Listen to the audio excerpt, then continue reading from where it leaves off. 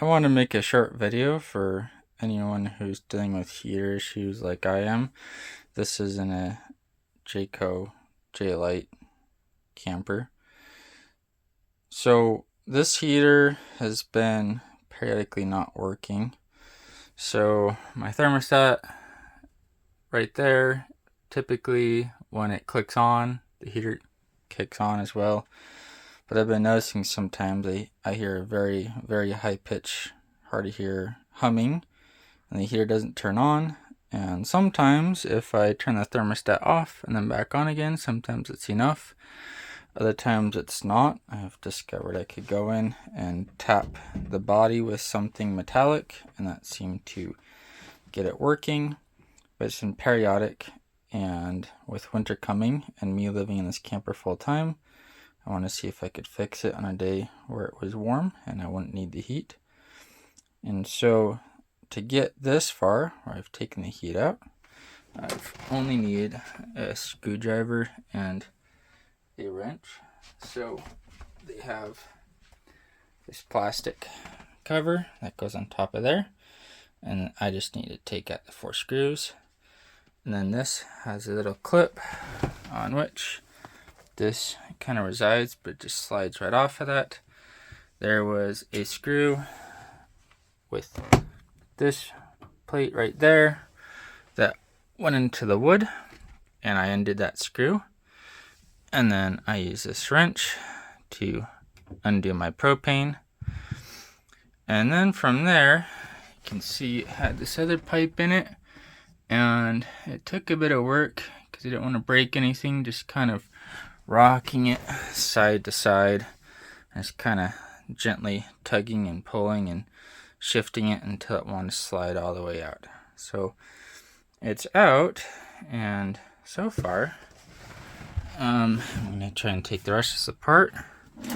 But I did notice over here where there's the burner, you can see it's got dead flies in there, and I guess it's pretty clogged up with dust right now. And that dust is probably getting into some of the little micro switches and things. We'll see. I'll start taking it apart and see how much of it I'm able to clean, and I will update you on that, and hopefully we can get this thing working 100%. This top piece off, I decided is the best route to go after kind of wiping all the dust off of the outside in that spot I showed you that had the flies. But I was having a bit of troubles with this to get it off, so I thought I'd show you real quick the trick I used to get it off, which is, well, first of all, I have one screw that don't want to come out on this side. It just spin and spin and spin, and so I actually used the knife and kind of wedged it in there, so it's helping kind of push it out a little bit at the same time I turned it. And that seemed to work, and it wanted to unscrew. And then these didn't want to pop off. I think it's because there's a bit of a flange right there, and the flange goes into the hole. And so I'd shove the knife up in there and pry it out. And I have to still do it on this side here. So if I can do it while videoing, I might not be able to. But yeah, you have to push it into that. Yeah, I have to do it without videoing, but you push it into that and then you can pry it out. You basically just have to pull this flange so it's no longer sticking in there to get that cover off. But otherwise, other than those challenges, it's mainly just held on by screws going all the way around. And I took off one of these thinking it was holding it on this side, but these are actually not holding it on. So I just thought I'd show you that for anyone struggling with this phase.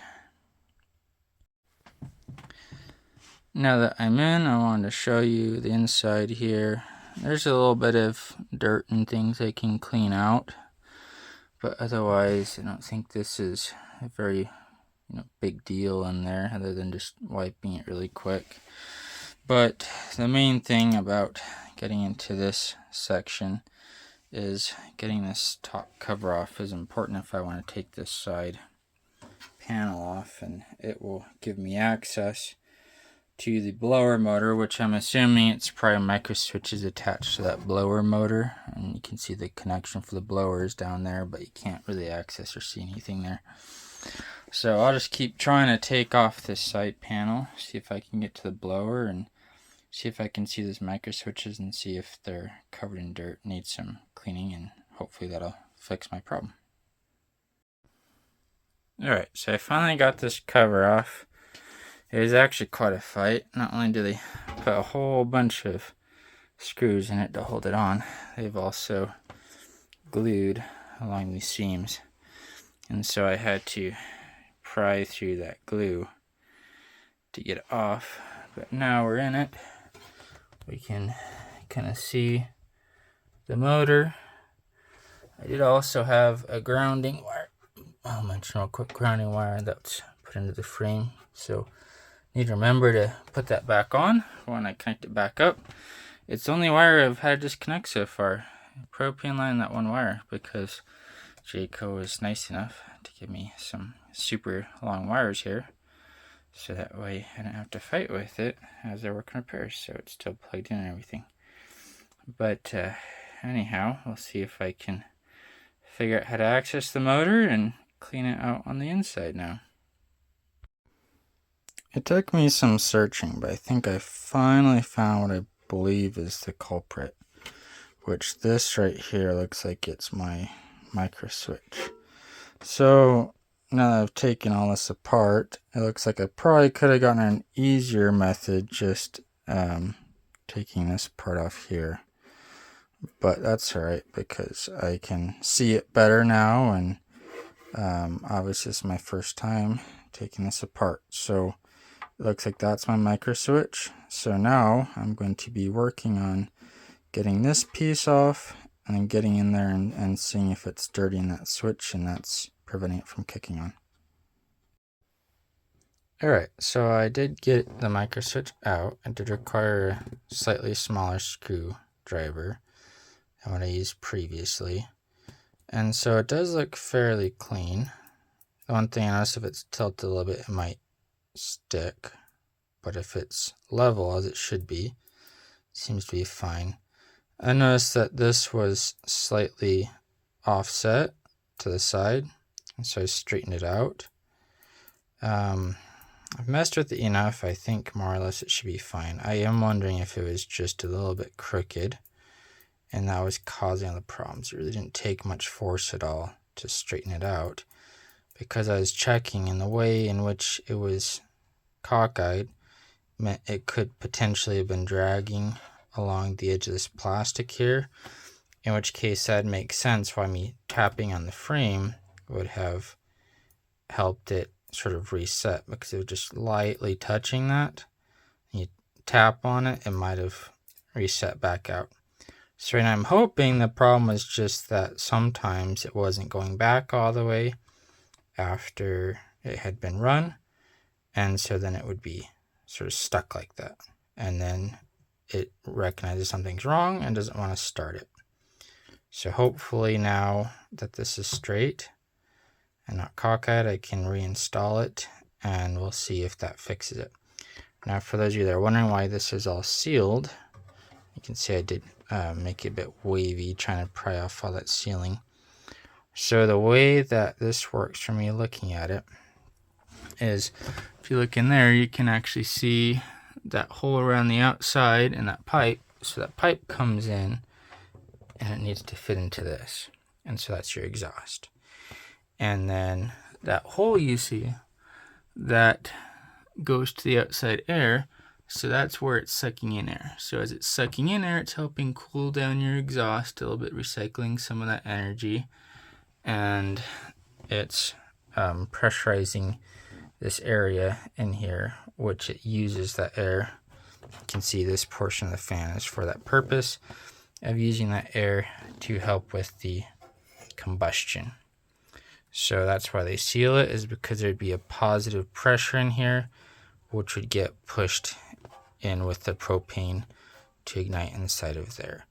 I'll have to decide when I put it back together if I think it's sealed well enough that I don't think it's a big deal, or I wouldn't want to use glue again. That makes it so hard to get into anything. I might use that metallic tape, which you can actually see on this piece here. I might get some of this metallic tape, which you can get for dryer pipes and duct pipes and things like that. I might get some of that to seal it again, so that way it's easier to get into it if I ever need to do that again. But there you go. That seems to be the only switch I found in here connected to the motor. It's possible it has something else connected to the propane down there. I see there's a couple wires. I believe they are just solenoid valves and nothing else fancy beyond that. Solenoid valves. And then you have the igniter that goes back there somewhere. Goes kind of into that section there. You have the igniter, and then you've got these blue wires here. That's overheat protection. So if that gets too hot, it'll kick it off as well. And that just kind of goes in this open chamber in here. If that's too hot, it'll kick it off. So I only see that one micro switch. And like I said, I think it'll work fine with having just straightened it out. So I'm going to go ahead and put it all together, and we'll find out over the next couple of days if it kind of goes through that phase again where it just gets stuck and doesn't want to turn on without me having to tap on the frame. I've put the box back together, and I'm about to put it back in there. One thing I want to show you really quick that you might need to be aware of is there is a switch back there, and I did have it off when I was working on it. So I need to make sure it's in on position. It says reset there, but that's on. And now I should be ready to put it back in there, and hopefully it'll slide in smoothly and it's going to operate correctly as it's supposed to. Alright everyone, I'm here on the outside of the camper, and I've pretty much decided it was impossible to get the heater back in a position without taking this outside piece off. So you can see I've taken it out. You see the tubing. And so you can see in there that exhaust pipe, I couldn't get it to line up without taking this out. So I've taken it out, so I should be able to hopefully get the rest of the heater into position. And then once that's done, I'll go ahead and put this exhaust pipe back, and hopefully that should work. Alright, so I had a little bit of difficulty getting the plastic pieces to line up, but looking on the outside, I saw I need to lift up the heater in the back to make it fit, and so I just came inside here, and fortunately I was small enough arms, I was able to reach back there, pull it up, and then try and wiggle it on, and it fit perfectly. So now that that's slid all the way back, I have to figure out how to get the exhaust to slide back in. Alright everyone, I want to show you this on the outside. So I was able to get the exhaust to fit in more or less. It will take some pressure to wiggle it in there. It sort of has a pressure fit to it. So I have to put some force in that and be careful not to damage anything. So because of the force it takes, I did realize I need to put in the screw in the front that holds the heater in place. So I did that, and also show you this too. There's the steeler on the outside. Obviously be nice to sort of replace some of that. Now because I didn't need to take this plastic piece out, it means that it should still be a good sealant connection between this plastic and the side of my camper. And it does look to me like if water were to get in here around the plastic, they actually didn't put sealant all the way around the bottom there, so theoretically it can drain out, and there's a bit of a lip inside there, so it doesn't seem like it's a super big deal as far as that sealant going all the way up to the lip. So it actually might be fine. I might not even need to put sealant, because obviously rain can get in there anyways through the holes, and so it's just sort of designed where it's able to flush out of the bottom of that plastic. But anyhow, I thought I'd show you that, and now I'm going to work on trying to get it through that sort of pressure fitting so I can go ahead and screw this back into place. Okay, so I got it on, and I want to share with you a mistake I made so you don't make the same mistake. I didn't have it turned quite the right direction, and so the curve of the pipe was jamming up against the side plastic and it didn't want to go in. So once I took it out and I rotated it the correct direction, it slid on. After that initial bit of force, it actually slid on quite easily. So now hopefully I can just screw everything back in and test the heater, and hopefully everything is going to work just fine. Alright everyone, I've tested it and it seems to be working just fine. Of course I did test the fan before I put everything back together in case the fan didn't work. I wouldn't want to put everything together like this. But now obviously I'm able to test it with the heat, with the propane. I don't smell any propane leaking inside, so everything seems to be good to go. So I ideally would have replaced that micro switch on the inside, but to be honest with you, today's project was impromptu. I've never taken one apart. I didn't even know if I would be able to, and with such simple and few tools, you know, obviously I just used pliers. I need to get basically 2 pairs of screwdrivers, so this one is a bit thinner. I needed that, and then I had a fatter one wherever that has gone that I used, and then I used a butter knife I had, which I've pretty much destroyed having used that. And so, and you know, I probably took apart more than I needed to, but I was able to learn from it, and it was far cheaper than taking it into a shop, and I can't really do that anyway since I live in it and I frequently boondock. So today was one of those days where the weather was warm. I didn't need the heater, but we're increasingly getting upon cold days where I need it, so I figured, well, now is the day to try and figure it out and see what happens. And so I now know I can take it apart relatively easily. I would obviously be a whole lot faster the second time around. And so hopefully by bending that little switch so it was straight, hopefully that will resolve the issue.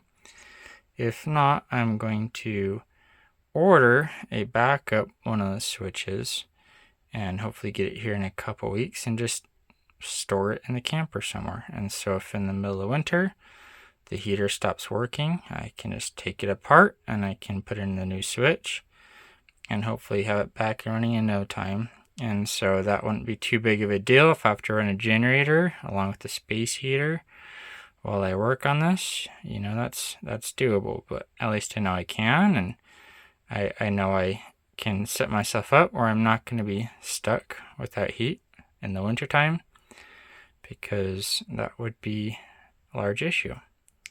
So there you go. I wasn't planning originally on making a video on this today, but as I was starting to do it, I figured, hey, you know what? Maybe it'll help someone. And so you guys can learn from me and you can learn from my mistakes as I do it. So there you go. That's me pulling it out, inspecting the inside, messing around with the micro switch, and putting it back together. I hope this helps you.